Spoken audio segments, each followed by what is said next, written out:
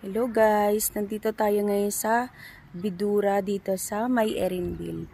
Ito po yung atin pong row house dito. Guys, kung kayo po ay naghahanap ng RFO, yung malilipatan agad, ito pong ating Bidura is RFO po siya. Makakalipat po kayo agad kapag dito po kayo nag-avail. Malilipatan po to agad guys, pag dito po kayo nag-avail sa ating Bidura. Ayan siya. Ang atin na lang pong kulang dito ay tiles na lang. At ito po yung ating kwarto dito sa baba.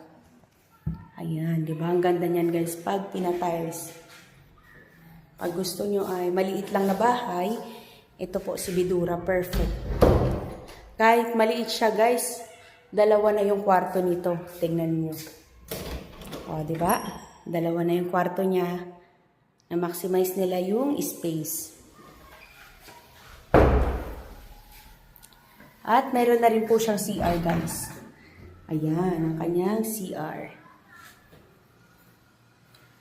Ito ang ating lababo. Punta naman tayo sa labas. Dito sa labas, ang ating service area.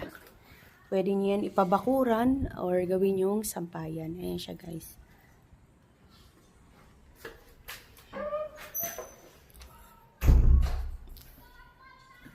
Kung interested po kayo na mag-avail ng unit dito guys, mag-message lang po kayo sa aking Viber account, IMO, at ang aking WhatsApp. Thank you guys. God bless. Ito siya guys, ang ating view sa labas ng ating Bidura. Ayan. Meron din tayo guys, duplex 72. Ito po yung ating model house.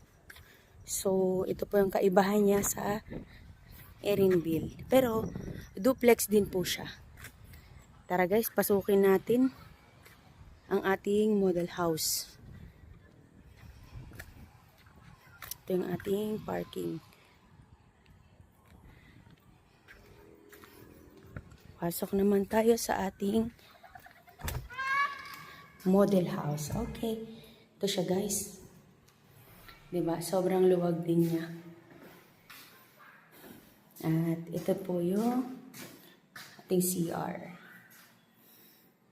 Sa duplex 72, for 72 guys, nandito yung CR niya. Dito naman, nandito siya sa harap.